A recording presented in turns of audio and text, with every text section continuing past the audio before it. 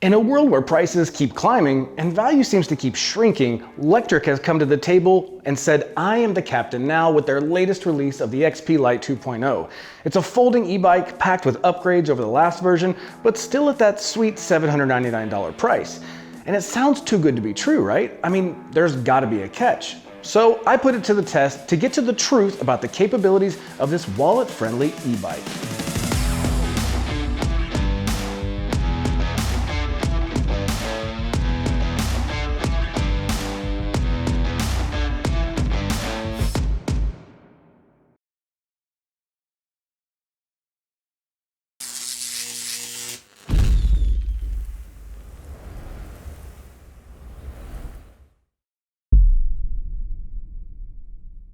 Hey friends, welcome back to Electric Bike Report. I'm Mike, and before we jump into the Lectric XP Lite 2.0, hit the like button and subscribe to our channel so we can keep these reviews coming to you. So let's get into the three biggest standout features of the XP Lite 2.0, and then we'll run down the rest of the specs before jumping into all of our testing data. Now first up, value just can't be ignored here. In fact, it's kind of the star of the show. If you want an e-bike with incredible value, this bike should definitely be on your short list.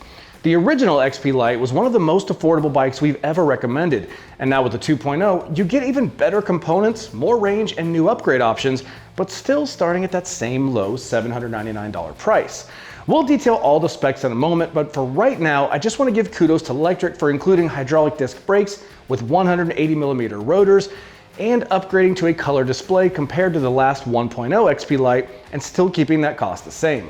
These brakes alone are nearly unheard of at this price point and set the XP Lite 2.0 apart from its competitors.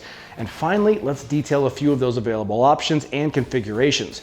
For just $100 more, you can opt for a carbon Gates belt drive, which offers more life and has less maintenance than a typical chain. Or for another $200, you can also get a 14 amp hour long range battery that nearly doubles the range of the standard 7.8 amp hour battery. These upgrades add a lot of flexibility and longevity to help you get exactly what you need out of the bike, and typically you don't find upgrade options on the cheapest selling e-bikes, so it's kind of unique there too. So those were standouts to us. Now let's do a quick run through of the XP Lite 2.0's remaining specs. Alright, starting down at the tires, these are Chaoyang 20 by 2.4 inches, and they have a slick tread pattern that gave us a smooth ride. Now the drivetrain on the XP Lite 2.0 is a single speed chain setup with a 52 tooth chainring and a 16 tooth freewheel. Now the motor is a 300 watt rear hub motor, and it features Lectric's new stealth programming, making it pretty quiet for a hub motor. The saddle is black, has cushions, and about 8.5 inches of adjustability in the seat post. The bike does come with a BMX style handlebar, it has black rubber ergonomic grips, and there's also a new full color display with all your needed data for your rides. I'm a fan of this new color display. It's crisp, it's clear, and it's easy to see. But we were a bit bummed out to see it's still a bar-based battery meter. The bars move a lot and jumped as much as 2 to 3 increments at a time based on how much effort was being used by the motor, so a numbered percentage-based meter in the future would definitely be on our wish list.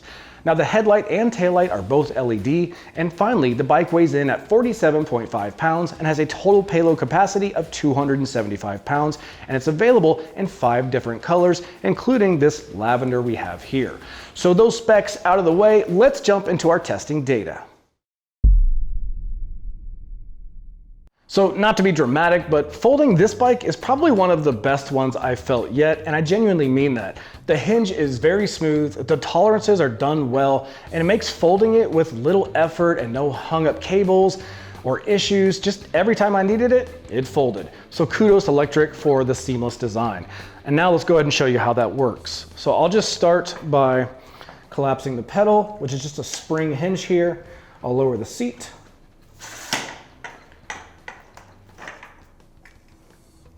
And then I will bring the handlebars down.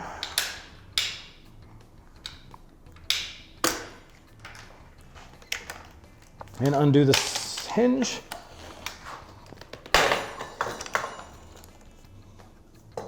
And that's it. It's really one of the easier and smoother folds that I've ever done. No fighting. And here in its folded position, the dimensions are 36 by 16 by 27 inches. And when you compare that to its unfolded, it's nearly half that, because unfolded, it's 63 by 25 by 41.5 inches. So all in all, Easy, smooth, coming in under 50 pounds. It's a pretty good folder. So to ensure accurate brake data in our reviews, we use a consistent test for every bike with the same rider, Griffin. He accelerates to 20 miles an hour, applies the brake at a set line, and then we measure the stopping distance. Now we repeat this 3 times and then average the results for the final stopping distance. With the Lectric XP Lite 2.0, we got a score of 20 feet 1 inches. It's a top 5 result when compared to similar folding bikes with hydraulic disc brakes. This also is a solid 2.5 foot improvement over the previous model, which had mechanical brakes. So to put that in perspective, this braking score is nearly 2 feet better than the average across all e-bikes we've ever tested. The brakes were clearly effective and they held up reliably. Now these brakes are unbranded, so their long-term reliability is not known, but many pricier e-bikes lack hydraulic disc brakes altogether, making this a pretty sweet upgrade. I did have personal experience of why good brakes matter while testing this specific bike this week. I had a little girl fall in front of me on the trail. She kind of panicked when getting over, and I was able to stop quickly, avoiding a potential accident and making her already bad day even worse. Overall, these brakes just gave me confident and safe stopping power every time I needed it. So all in all, a really good job in the braking department by Lectric. Okay, when it comes to speed, I tested each of the XP Lite 2.0's pedal assist levels on our local multi-use paths. So let's head outside and see how it did. All right guys, we're out here on the XP Lite 2.0, and this is the chain version. It's got a 52 chain ring up front and a 16 tooth cog in the rear. So single speed setup that, if you notice, 52 in the front is pretty big, but they did that by design, I'm guessing, because that will lend to slightly better performance on hills. It does have a little ghost pedaling at higher speeds, but when you have a single speed setup, you have to find that sweet spot, that balance. And I think they did a pretty good job. As you saw, this thing was able to conquer the hill test. Maybe it didn't fly up it, but it did do it. And so that combo, I think, is the right combo for this. Just some things to be aware of. Things like, you know, you'll see here when we get into higher speeds. But let's do a speed test, all 5 levels. I'm currently pedaling 9 miles an hour. And I am no pedal assist, so let's kick on level 1. Level 1 is on. I don't really feel much of anything. I'm going 9.5, but I don't think there's any motor involved in that. Actually, I know there's not, because there's no watts being used. Now, if I was to stop pedaling and use wattage, it looks like it's going to give me about 5,700 watts around there and go about 8 to 8.5 miles an hour. So let's go to level 2. And that one I can definitely feel, like, instantly. And it bumped us up pretty quickly to 14 point. And it looks like it's going to settle somewhere around 14.4. So let's do level 3. And so I've got pedal pressure here, but I'm already starting to lose it. And that's where that gear ratio comes into play. You do get some ghost pedaling above 16 miles an hour. And then you see PAS3 has already shot us up to 20 miles an hour. So, and it's backing off just to self-correct. And we're gonna see the same thing at levels 4 and 5, but let's go ahead and do it. Here we are at level 4. Nothing really changed. The wattages are showing somewhere in the 400s, speed at 19.8, and we're ghost pedaling. And then we'll go again. Level 5. We're still at 19.5, basically bouncing between 19 and 20 miles an hour. So that's pretty clear how this is working. They didn't design this to be a pedal heavy bike, right? So with the shorter leg extension I already talked about, and the ratio of gears in the single speed with a 52 up front and a 16 in the rear, this thing is meant for casual rides. When you want power, you got it. When you don't necessarily need it with the nice gear ratio. And if you hit a hill, it's still got the ability to do that. They really did find the ability to kind of just balance the needs of a little bit of everything without killing it in any one direction. So well done on the speed test. It's not going to be super incremental like a lot of PAS levels are. 1, I couldn't really use. It was pretty low. 2 took me up to 14.5. And then 3 through 5 were basically pegged at 20. So let's head back in and talk about it. All right, friends, we're gonna do a throttle test with the twist throttle here. This thing has a max speed of 20 miles an hour. So let's see how long it takes to get from 0 to 20 miles an hour using only the throttle. On your mark, get set, go. All right, so we're up over 10, 15,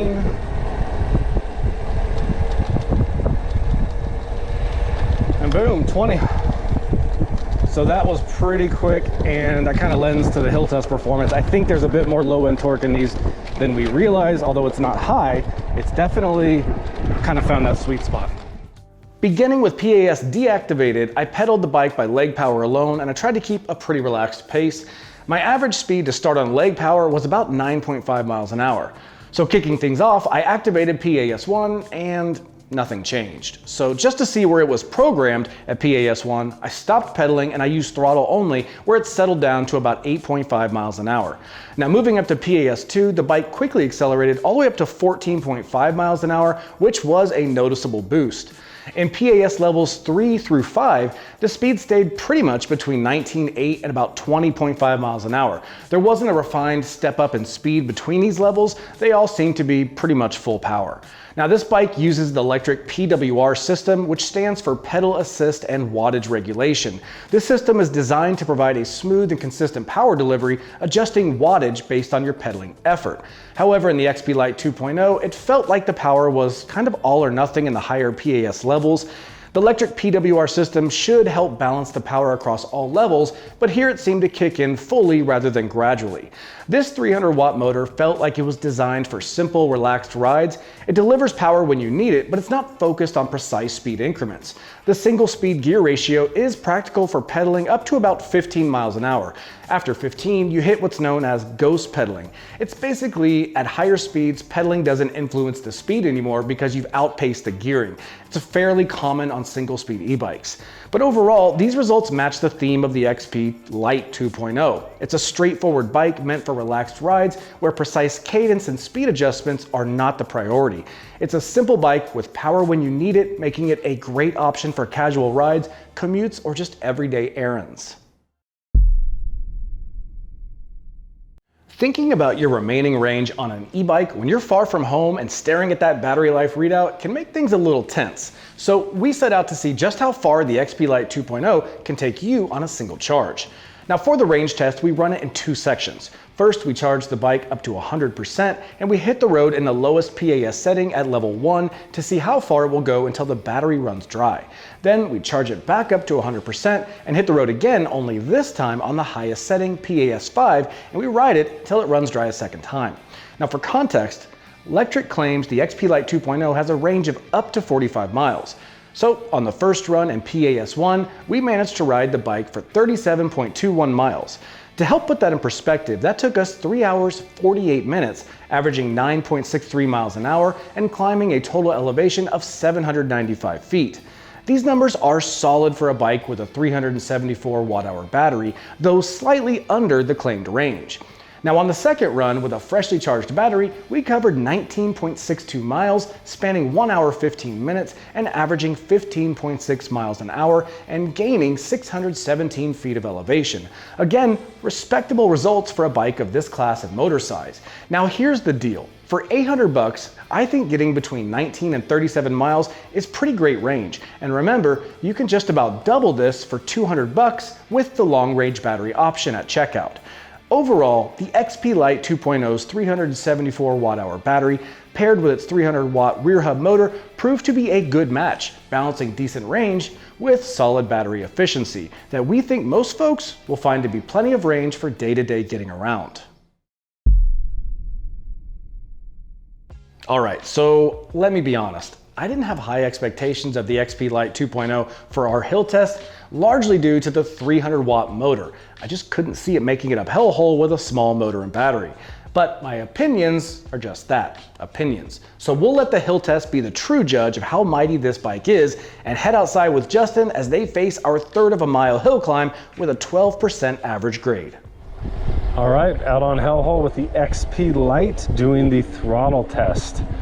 Now, I'm gonna be honest, my prediction was that it was not gonna make it up this. It's a lighter weight bike, lighter weight motor, less powerful, rear hub. Feels zippy on flats, but I wasn't sure on the hills. So we're gonna see. Right now, into this first steep section, we're at about 7 miles per hour, 6, down to 5.15. Let's see if it's got enough kind of low end torque to keep it going. So far, it feels actually pretty solid, right around 5. So, oh, it's dropping to 4.4. I guess I spoke too soon. 4.2. Motor's really quiet. Again, that's kind of normal when you're going slower. So we'll see as we did make it through the first, what I'll call checkpoint, the first steep section here on the hill. Again, I'm 185-ish pounds for reference. We'll probably pick up some speed here. And there's this last punchy section. It's not as long, but it's a little bit steep, and it trips up bikes sometimes, especially the lighter weight, less powerful bikes. So we're up to about 7.8, 8.2. I'll let you listen through this section.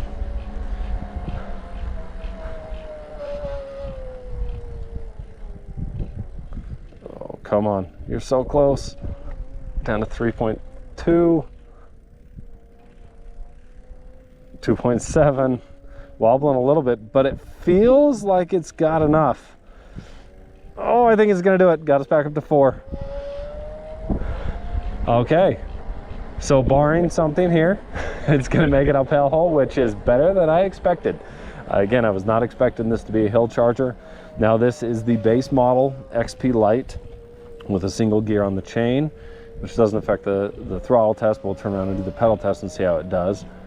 You'll notice, I mean, from what I've heard so far, the motor's really very quiet, very almost silent. Even up over 10 miles per hour. I'm getting a hot warning on the battery. It is a little bit hot out here, but I think it's gonna make it.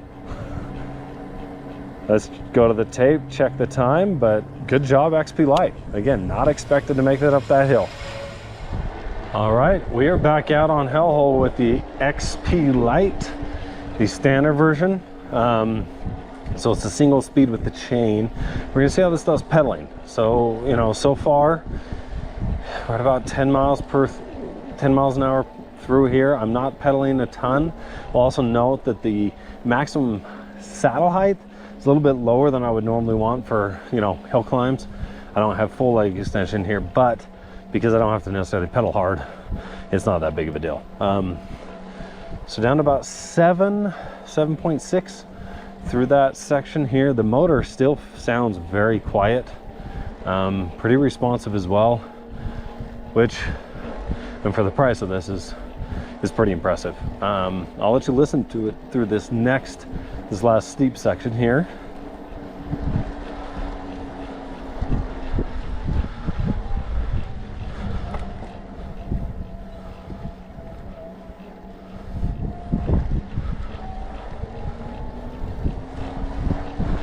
So yeah, you almost don't hear the motor when you're climbing hills. You do feel it. You know, I got down to about 7.6 miles per hour again on that section, but it's definitely helping me up to where, you know, I don't have to pedal extremely hard, really hard at all. I just kind of keep the pedals moving, put a little bit into it, but not much. So I think, you know, it's not going to be a hill charger by any means, but this is a pretty intense test, and it probably did pretty good. So let's go check the tape and see what it got. So, see that? My opinions were wrong. On the first run using throttle only, the XP Lite 2.0 made it up hellhole in 2 minutes 23 seconds with an average speed of 7.6 miles an hour. While it did take its time, we were pretty shocked it didn't fail altogether like most low power e-bikes we've tested on throttle only.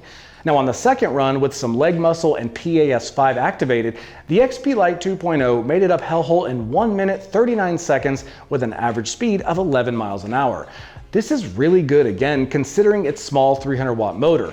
That time falls just slightly below the average of all classes across all e-bikes we've tested to date, which currently sits around 90 seconds.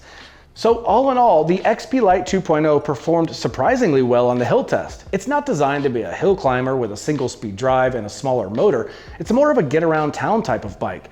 But this test showed it can dig deep into its 300-watt motor and still punch above its weight class when it comes to the occasional steep hill. All right, one more ride outside, and we're gonna talk about how the XP Lite 2.0 rides and feels when you're actually out on the road. All right, guys, we're out here on the Lectric XP Lite version 2.0, and this is the latest release of their wildly popular folding, kind of economic, wallet-friendly e-bike. So because it's a folding e-bike, it's already gonna have a different riding geometry than a traditional bike. And to defend engineers, I mean, you got to find a way to pack a bike up to a small folding shape and then still have it unfold and operate and feel like a true bicycle. So it's no easy task to begin with, but I think Lectric is one of the most familiar names in America when it comes to folding e-bikes. The geometry on this, I do reach slightly more forward with my hands out further than I would on a traditional bike, but it's not by a lot, and that has to do largely because they can't bend back these head tubes or the stems because it actually is part of the folding process, and if you had a curved one or a traditional geometry, it just wouldn't fold up the way it should. But riding is very comfortable. Now, they haven't released sizing for this bike yet, but if you look at the 1.0 version from a few years ago, that model, which looks very similar, was rider height range from 4'8" to 6'2". So while they haven't released this versions yet, I would expect that it's somewhere in that ballpark. Now, I'm 5'11", 180 pounds, and the bike does fit me fine.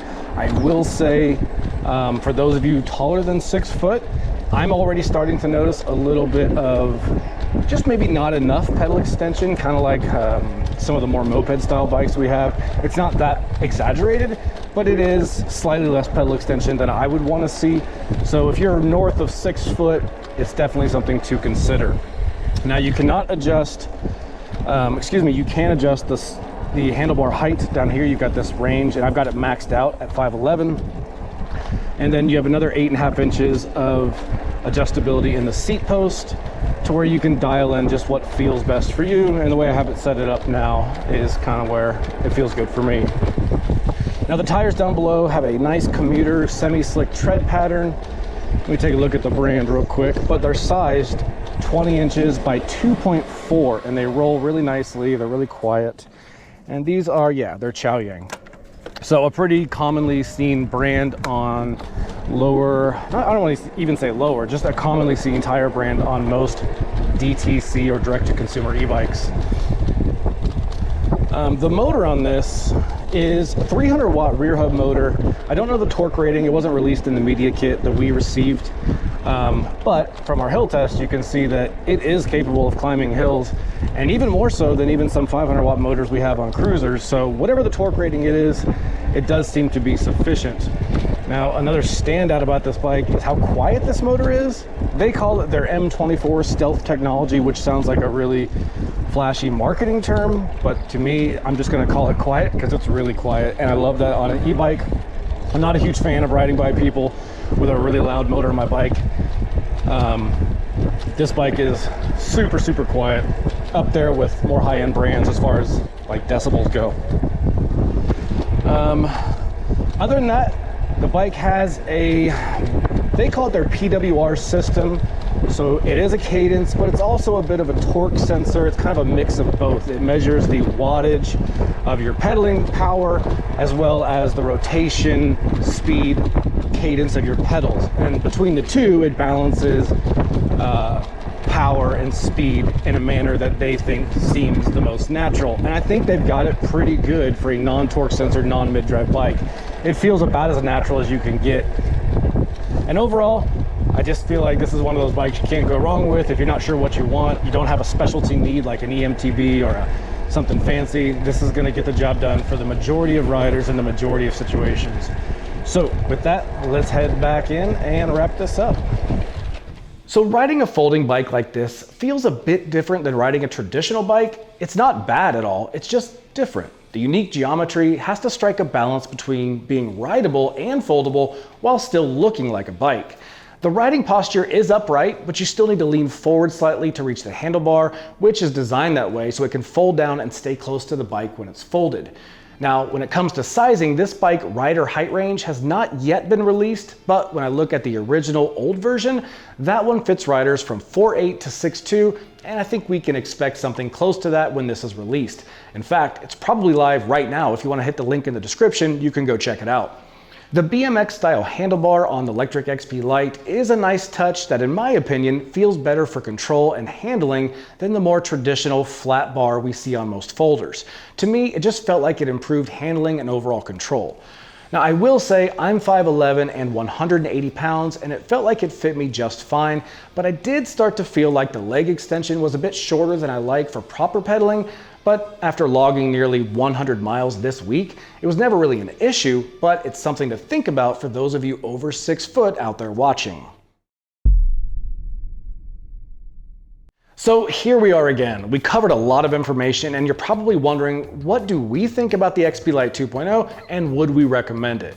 I'm just going to cut to the chase, a big resounding yes. If you don't have a specific need for a specialty bike like an E-Road or an EMTB with specific use cases, this bike folds up small, comes in under 50 pounds, has all the features most folks are going to want, and handled all of our tests really well. So what's not to like? The Lectric XP Lite 2.0 feels like a killer deal in 2024, offering some practical upgrades without bumping up the price. A pretty wild idea considering today's inflated prices. Now, with new features like hydraulic disc brakes, a quieter motor, and BMX style handlebars, it's crazy that this bike still only costs $799. Sure, there's a few quirks like needing to keep the key in when you're riding it, which can be a little bit annoying, and then the battery bar meter could be more precise with a number-based percentage, but honestly, these are minor issues that don't take away from the value this bike offers. The XP Lite 2.0 is an awesome mix of capability, performance, and price, making it one of the best value e-bikes out there. With various upgrade options, it fits a wide range of riders and uses, offering surprisingly good value even in today's economy. That's it for this one, friends. Thanks for watching. Don't forget to like and subscribe for the next review that might be the one you're about to drop your hard-earned cash on. Let us put it to the test for you so you know what you're getting. We'll see you next time.